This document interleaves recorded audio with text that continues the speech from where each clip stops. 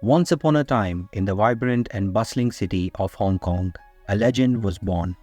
His name was Bruce Lee, and his life would become a story of success, passion, and destiny. This is the story of a man who would become an icon in the world of martial arts and cinema. He weighed 63 kilograms, stood at 5.7 feet tall, and had a punch as powerful as Muhammad Ali, the heavyweight boxing champion. With just an inch of a space, he could break a wooden board. He starred in only 4 movies, but he set a trend in action films that every hero wanted to follow. Even today's biggest stars had small roles in his movies. Sadly, he lived only 32 years, but he achieved all his dreams while he was still in his prime. His death was a mysterious and controversial story, still surrounded with many questions. Hello and welcome to our YouTube and Facebook channel. If you are watching our channel for the first time, do consider subscribing. And if you like our videos, please give us a thumbs up. And now, let me tell you all the answers in this video. Bruce Lee was born on November 27, 1940, at the Chinese hospital in San Francisco, California. However, his family soon returned to their homeland of Hong Kong, where Bruce would spend his formative years. His father, Lee Hoi-chun, was a famous Cantonese opera actor. He recognized Bruce's star potential early on and decided to enroll him in the acting classes at the age of 6. Little did he knew that his decision would be the first step in a journey that would make Bruce Lee a household name worldwide. As a child actor, Bruce Lee appeared in several films, quickly gaining recognition for his charisma and natural talent.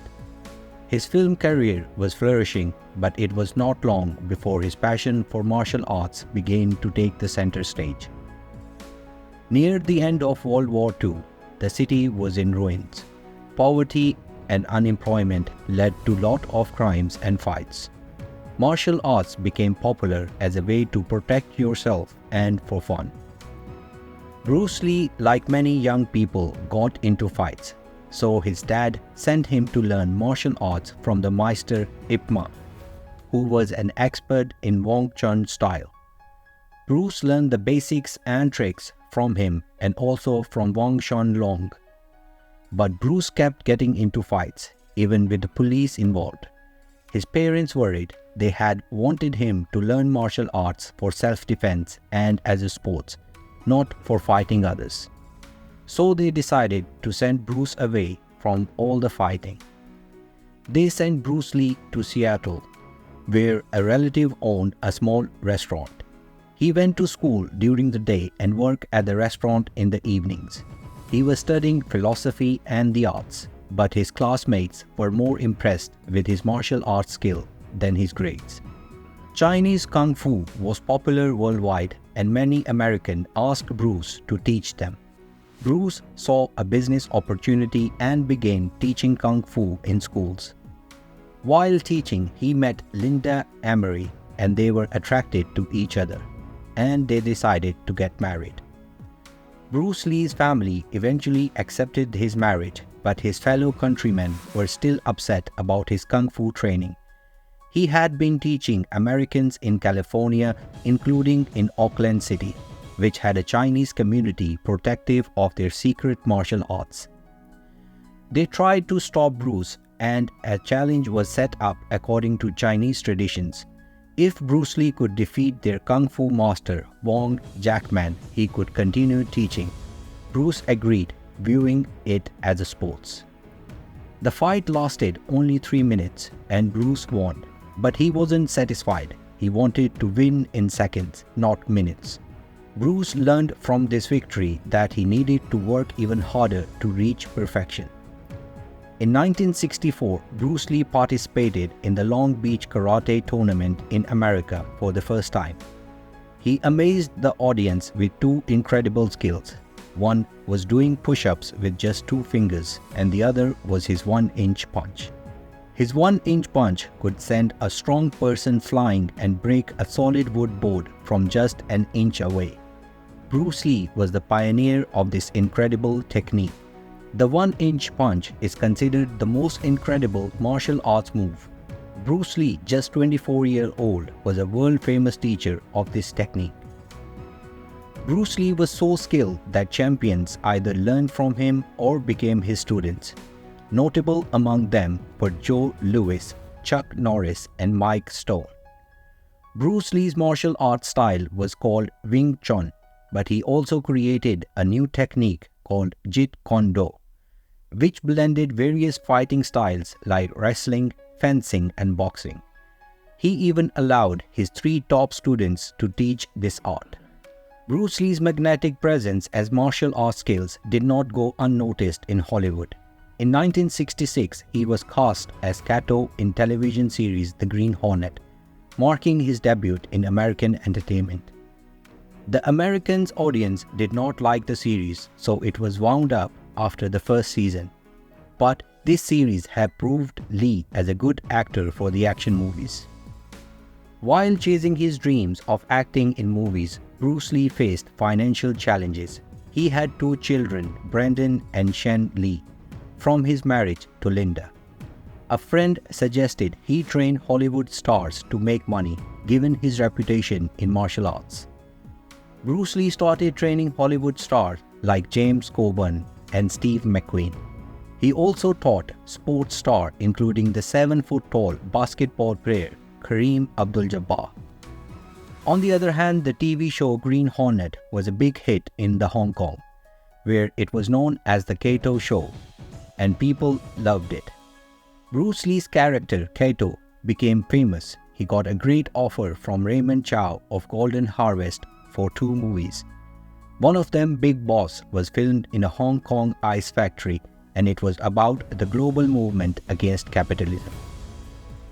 Bruce Lee and his family went to the cinema to watch the movie. When it ended, there was a silence, and then audience started clapping. Bruce Lee was delighted and had tears in his eyes. This movie turned him into a superstar in Hong Kong, much like Michael Jackson in America.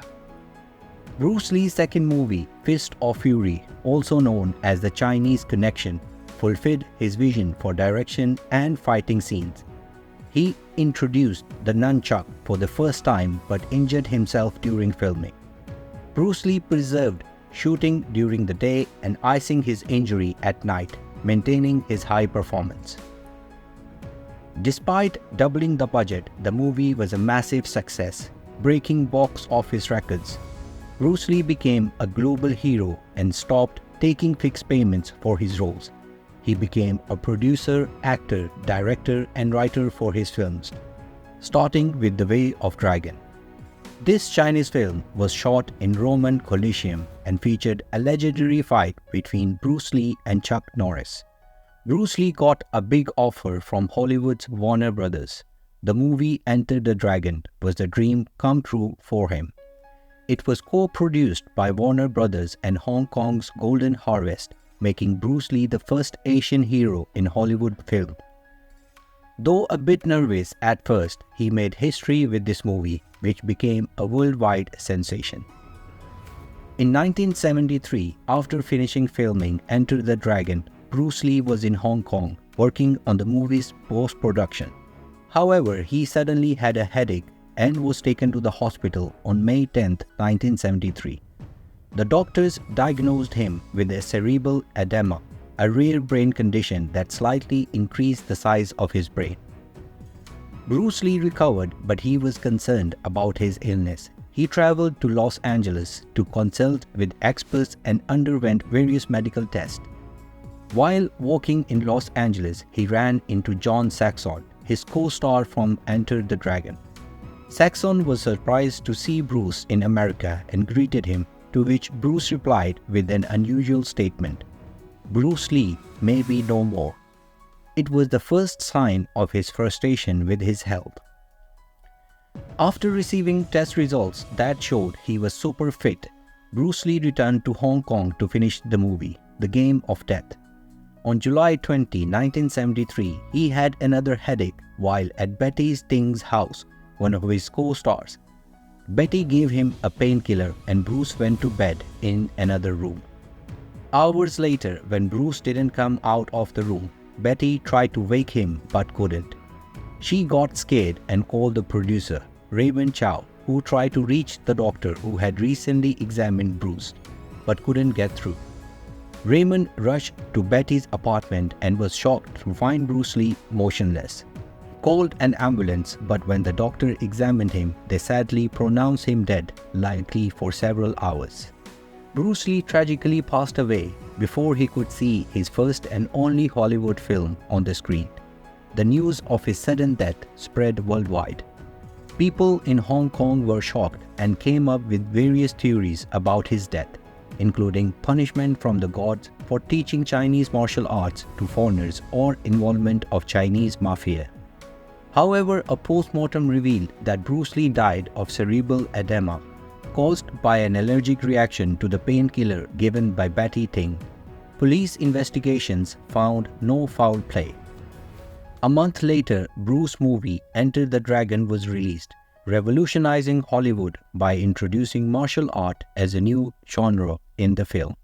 Bruce Lee's son, Brandon Lee, also became a martial arts hero, but died tragically at 28 while filming The Crow. Unlike his father's mysterious death, Brandon died from a real gunshot on a set. It's striking that both father and son met unexpected ends. Some speculated similar forces were at play, but investigation ruled Brandon's death an accident.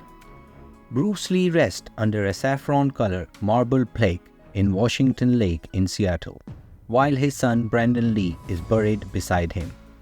In Hong Kong, a statue of Bruce Lee stands proudly by the shore, welcoming visitors to his city. The life of Bruce Lee is a story about the power of passion and determination. From a child actor to a martial art legend, his journey was marked by relentless pursuit of excellence. He broke barriers in Hollywood, brought martial arts to the forefront, and left an undeniable mark on the world. And that's it for today's episode of Let Me Tell You. I hope you find our videos informative and interesting.